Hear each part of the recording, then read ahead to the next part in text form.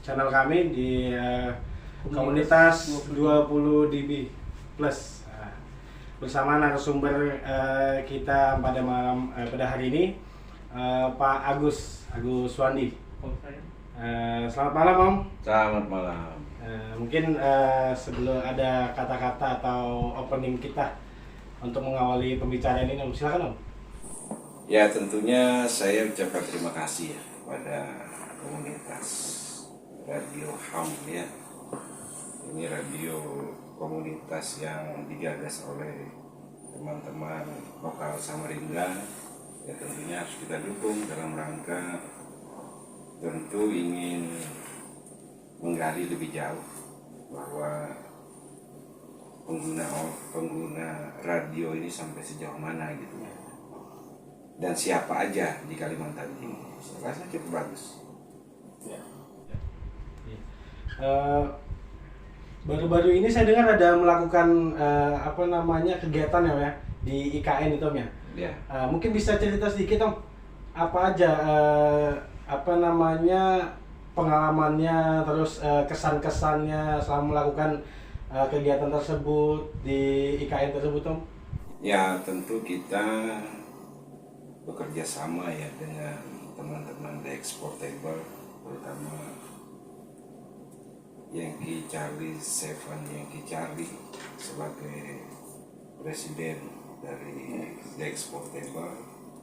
Nah, dari situ kita coba, karena ini momentum IKN ini kan sudah kita dengar lah di seluruh Indonesia, dan kita ingin mempublikasikan lebih banyak. Nah, kita 2 kali survei, kita coba momentum ini kita jangan sampai hilang gitu. Maka kita lakukanlah 2 kali survei, dan ternyata tempat yang paling bagus berdekatan sekali dengan titik nol adalah rumah singgah Bupati PPU. Nah, kami coba bekerja sama dengan teman-teman di amati radio baik di Kalimantan Selatan maupun teman-teman di PPU dan Balikpapan. Kita koordinasi dan kita mengurus izin.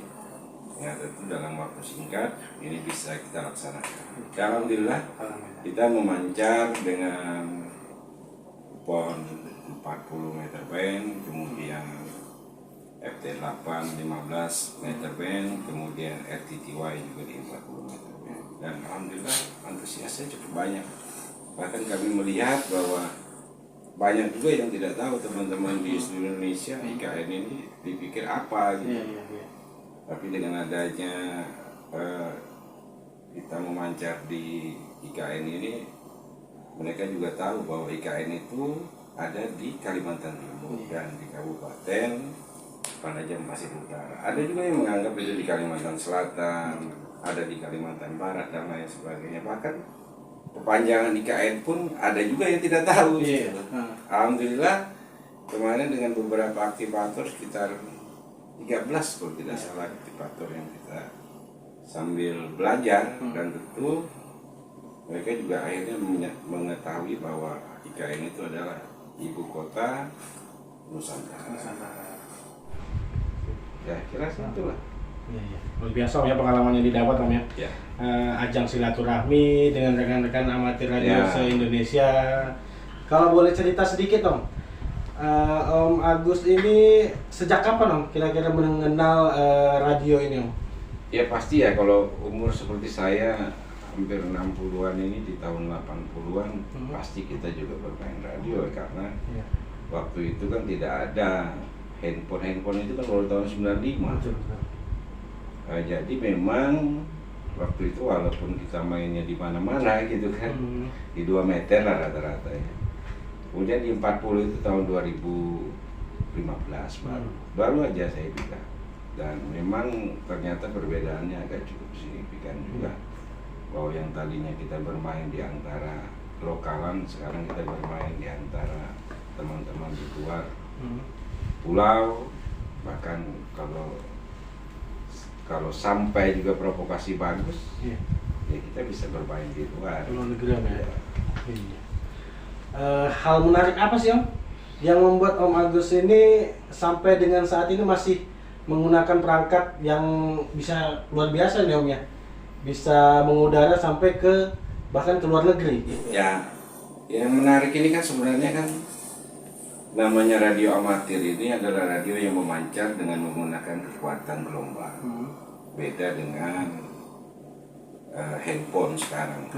Ya tentu ini harus kita tetap lestarikan, walaupun baik itu di kalangan remaja, bahwa ada satu saat nanti, kenapa ini di era tahun 1928, kenapa pemuda Sumpah Pemuda itu bisa diikrarkan? Itu kaitannya dengan komunikasi. Komunikasi waktu itu digunakan dengan kode Morse. Waktu itu kita bersepakat bahwa seluruh pulau yang ada di Indonesia itu, baik suku bangsa, bersepakat bahwa pada tanggal 28 Oktober itu adalah Sumpah Pemuda. Ya, kalau kita bersatu baik itu berbahasa maupun bernegara, hingga akhirnya itu sederhana aja. Tidak ada satelit waktu itu kan.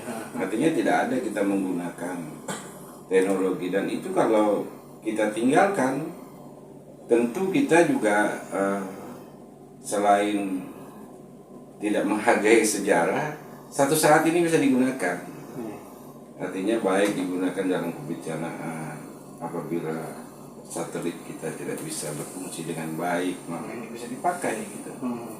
Artinya cukup harus dikenalkan, dan itu harus ada semacam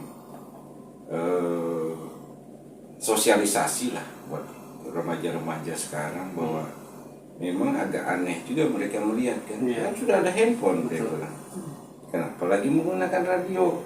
Radio ini sebenarnya kan harus kita masukkan juga di dalam teknik pendidikan. Jangankan di pendidikan, di pemerintahan sangat berguna juga, apalagi di Kalimantan Timur, yang tidak semua daerah itu ada sinyal handphone gitu. Dan ini komunikasi cukup bagus dan cukup murah, cukup cepat gitu. Harusnya kalau kita ingin terintegrasi, apalagi seorang bupati maupun wali kota bisa memanfaatkan ini gitu, dalam koordinasi kerja-kerja. Nah, kalau di Samarinda mungkin agak lebih mudah ya, karena terlalu dekat. Tapi di Kabupaten Kukar, Mahulu yang agak jauh-jauh harusnya itu harus tetap didirikan repeater, masuk tim ya. Berau itu agak jauh. Dan Kaltim ini hampir sama dengan Pulau Jawa gitu. Memang harus ada alternatif lain selain handphone. Harus ada alat komunikasi yang satu saat pasti akan digunakan oleh pemerintah. Sejauh ini Om, selama bergabung di organisasi ini, apakah organisasi ini terjun juga di seperti contoh kebencanaan atau sosial gitu? Ya ada lah ya, pasti ya. Apalagi sekarang kan BPBD berkoordinasi dengan Orari, berkoordinasi dengan lembaga swadaya masyarakat lainnya dalam rangka membantu kebencanaan ini, baik itu bencana alam maupun bencana kebakaran. Gitu. Artinya bencana alam itu banjir, tanah longsor. Kalau kebakaran itu cepat sekali. Di Samarinda ini hampir banyak ya teman-teman yang di lembaga swadaya masyarakat ini mendirikan semacam kelompok-kelompok, dan itu harus memang bagian yang digunakan adalah alat komunikasi dan pemerintah. Saya sudah mendengar juga pemerintah Samarinda itu dalam rangka mengkoordinir ini dapat menggunakan repeater yang mungkin akan didirikan oleh Pak Wali Kota dalam waktu dekat. Saya juga mendengar dari Diskominfo Kota Samarinda. Ya artinya ada manfaatnya, dan Orari harus mendidik itu gitu loh, supaya jangan sampai frekuensi yang digunakan ini mengganggu gitu. Kalau ada batasan dan semacam pengetahuan yang diberikan oleh ke masyarakat, tentu teman-teman ini juga akan ikut gitu loh di dalam aturan tata cara bagaimana berkomunikasi dengan baik di dalam rangka melaksanakan hobi dan tugas kemanusiaan. Iya, sangat luar biasa Om ya, sudah Ya. Pengalamannya sudah berkecimpung di dunia komunikasi radio ini sudah cukup banyak Om ya. Ya sebenarnya lebih banyak lagi teman-teman yang lebih pengalaman di tahun 80 itu. Ya harus teman-teman wawancarai nanti supaya bisa terungkap sejarah gitu. Iya. Saya tidak tahu persis sejarahnya seperti apa, tapi ya kita berharap nanti radio Orari ini yang baik itu organisasinya maupun penggunanya ini bisa dibuat semacam apa ya, semacam panduan atau sejarah di Kalimantan Timur, Samarinda ini seperti apa gitu. Nah teman-teman ini harusnya bisa menggali lebih banyak dari senior-senior kita. Betul. Artinya harus ada regenerasi gitu Om ya. Iya. Terus untuk kedepannya nih Om, apakah Om Agus akan mengadakan kegiatan lagi seperti contoh di IKN kemarin atau bagaimana tuh? Ya, saya sih ngajak ya teman-teman lokal, baik itu Balikpapan, PPU, kemudian Samarinda. Ya dalam rangka karena hobi saya ini kan camping. Jadi camping ini baik itu bermanfaat kalau kita menggunakan radio daripada sunyi malam kan. Betul. Jadi kita memancar, tadinya memancar aja gitu. Tapi kok lebih bagus kita memperkenalkan daerah itu juga. Kayak IKN, kemudian ada di kemarin juga di Sangatta. Ya kita cobalah untuk kedepannya. Saya ingin berbagi lah dengan teman-teman sekalian. Jadi namanya hobi ini kan tidak bisa dibatasi dengan ruang dan struktur aja gitu. Bahwa ada hobi yang bisa kita kayak teman-teman mengadakan semacam kelompok YouTube ham radio ini kan, ini salah satu yang harus kita dukung juga gitu. Apapun bentuknya, kalau itu bermanfaat buat masyarakat, saya pikir ya harus kita dukung. Ini Om, apa namanya, hal positif apa sih Om, sejauh ini hal positif apa yang Om dapat semenjak bergabung atau mengenal radio ini Om? Ya jelas teman banyak ya, walaupun berteman di radio satu saat pasti ketemu juga gitu. Ya. Tadinya saya tidak pernah ketemu dengan orang-orang yang baik itu di Sumatera maupun di Jawa, kemudian ya paling dekat lah Banjarmasin ya, Kalimantan Selatan. Tapi dengan radio kita bisa meluangkan waktu, kita ketemu, kita ngobrol. Ini ngobrol kan pasti radio juga. Silaturahmi, tapi memang banyak komunitas ini rata-rata di atas 50-an gitu. Ya hobi ini kan sebenarnya apa ya?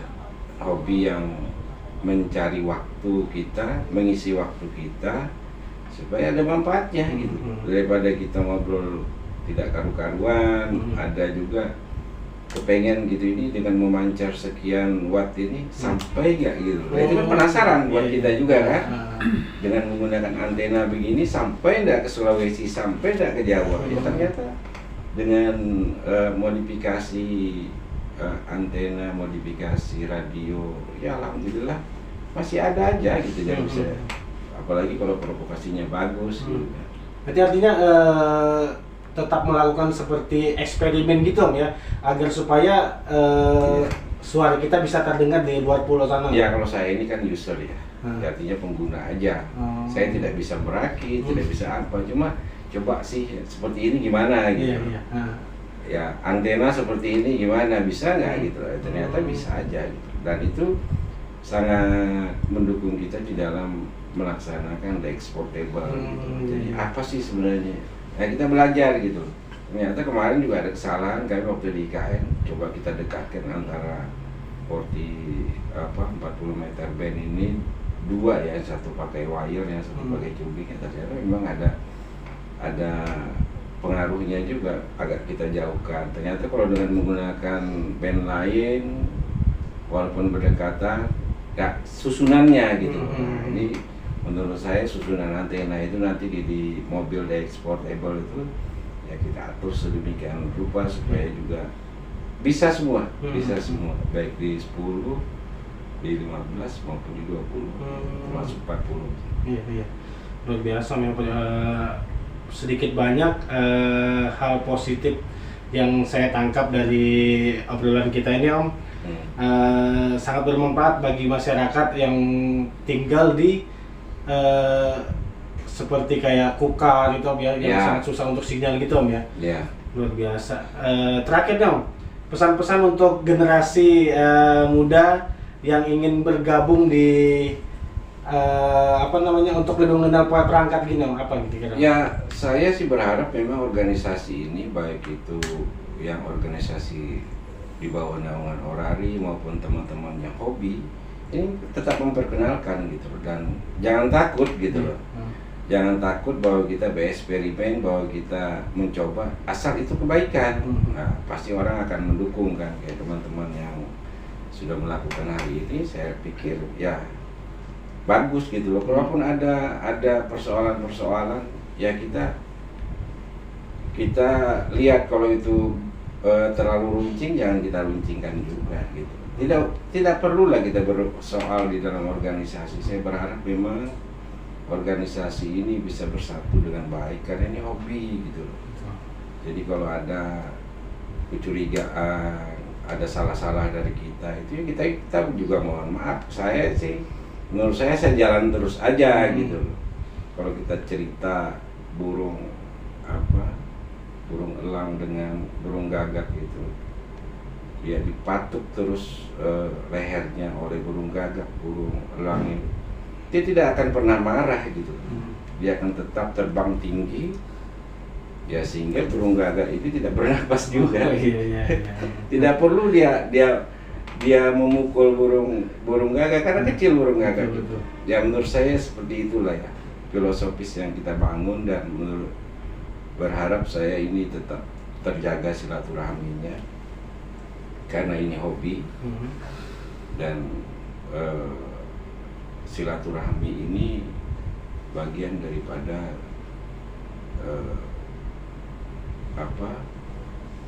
memanjangkan umur, bilang Nabi kan seperti itu ya. Yang mudah-mudahan silaturahmi kita bisa tetap terjaga, kita saling bisa mendoakan, dan setiap hari di tempat saya ini ada aja gitu loh. Ini memang sengaja saya buat studio seperti ini menjadi base camp tempat kita. Baik ada yang mau berudara, ada yang mau belajar, ada yang mau terus di sini. Ya walaupun tidak ada saya kan bisa aja di sini gitu. Pakai aja yang ada perangkat-perangkat kita ini supaya kita bisa tetap bersilaturahmi dan berkomunikasi. Luar biasa obrolan kita hari ini Om. Sangat banyak pesan-pesan positif yang saya dapat dari obrolan kita ini. Mungkin sedikit ada pesan ya Om buat komunitas kami nih Om, di komunitas 20 dB ini Om. Ya, komunitas ham radio operator ini di 20 dB, apa sih namanya 20 dB? 20 dB plus Om. 20 dB plus. Iya. 59 20 dB plus. Iya. Gitu. Ya itu berarti sinyalnya terlalu besar gitu kan. Walaupun mengudaranya dari luar negeri mungkin tetap terima 20 dB ya. Iya. Ya pesan saya ya tetap harus jalan. Bahwa berkarya itu tidak terbatas ruang dengan waktu. Kapan saja dan dimanfaatkan gitu. Saya seperti ini kan berusaha juga bahwa ada manfaatnya gitu. Jangan sampai kita hidup ini tidak ada manfaatnya. Kita beradio itu harus ada manfaatnya.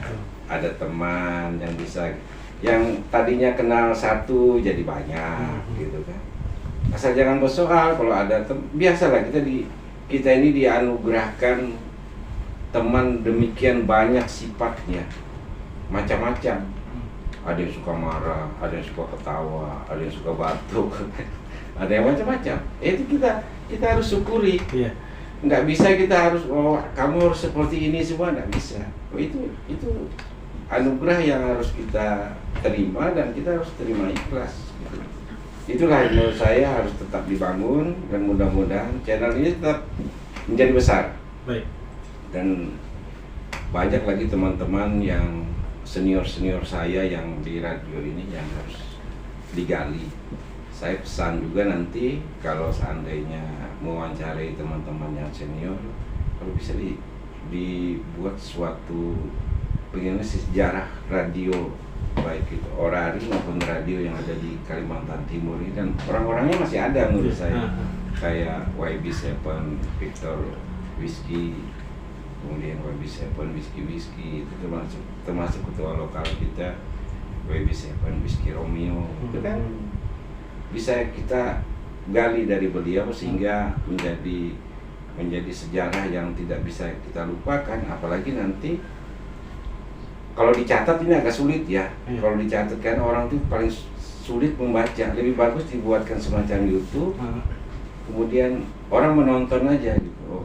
Orang radio yang ada di Kalimantan Timur menonton bahwa sejarah radio di Kalimantan Timur itu seperti ini. Orang lebih suka mendengar, melihat dibandingkan orang membaca. Dan ini kelemahan kita, negara kita sekarang ini. Karena kemajuan teknologi. Terima kasih Om, terima kasih atas waktunya, terima kasih sudah bersedia untuk kami wawancarai beserta kawan kami, Om Agus beserta keluarga sehat selalu. Amin. Selalu diberkahi. Mungkin itu saja yang bisa saya tanyakan Om untuk malam hari ini. Sekali terima kasih. Jangan lupa untuk selalu dukung channel kami dan jangan lupa subscribe channel kami, like and subscribe. Terima kasih. Sekali terima kasih. Wabillahi taufiq wal hidayah. Assalamualaikum warahmatullahi wabarakatuh. Waalaikumsalam.